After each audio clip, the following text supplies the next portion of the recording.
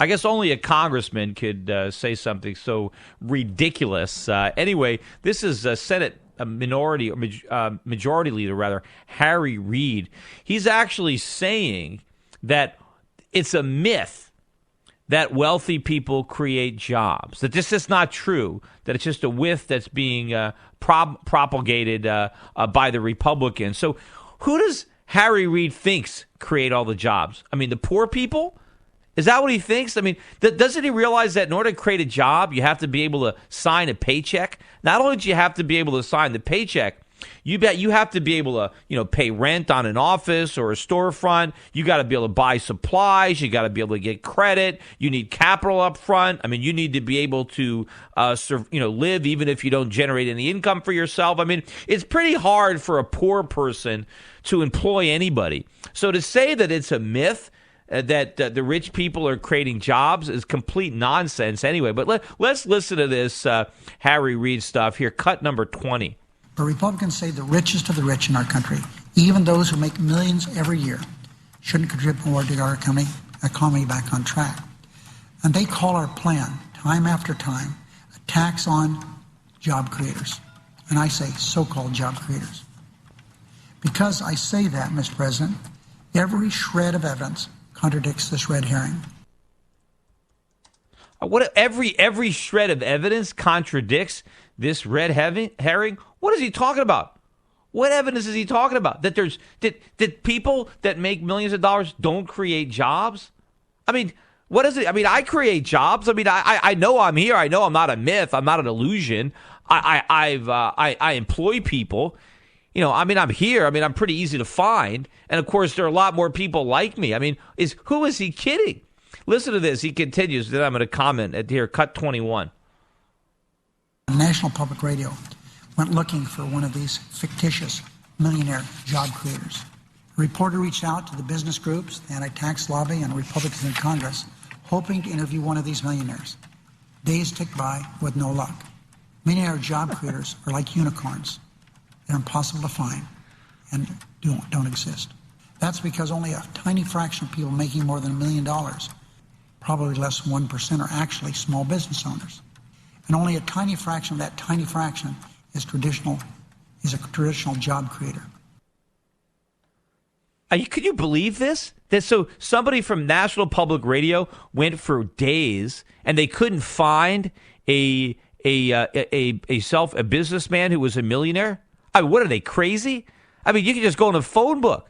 I mean, how hard could it be to find a millionaire businessman? I mean, are they kidding me? And in fact, of course, it's not just millionaires who create their own businesses. So you could be a millionaire and create businesses even if you're an employee.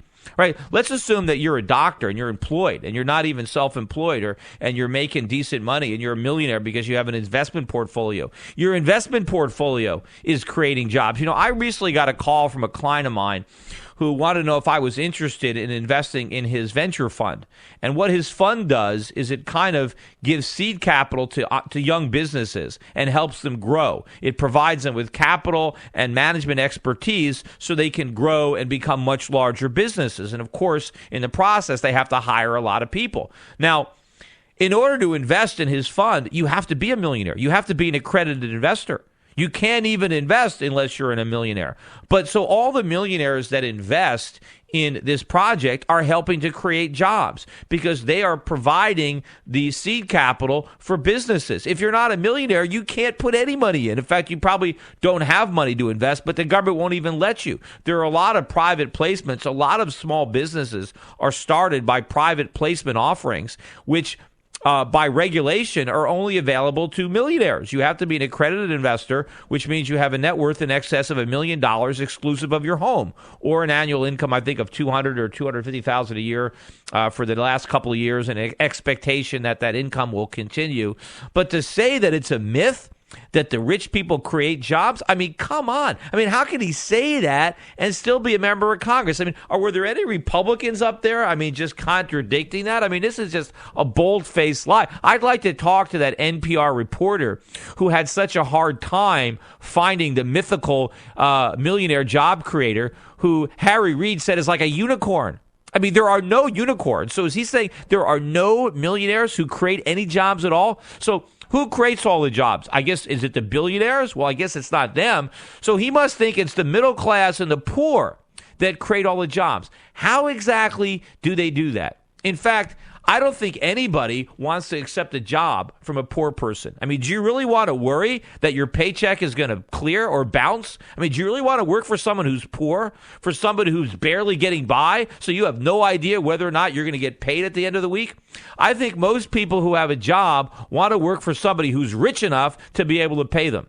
Rich enough to be able to pay them, even if they have a temporary slowdown in their business, even if they're losing money, that they can still afford to keep the lights on and keep the checks coming.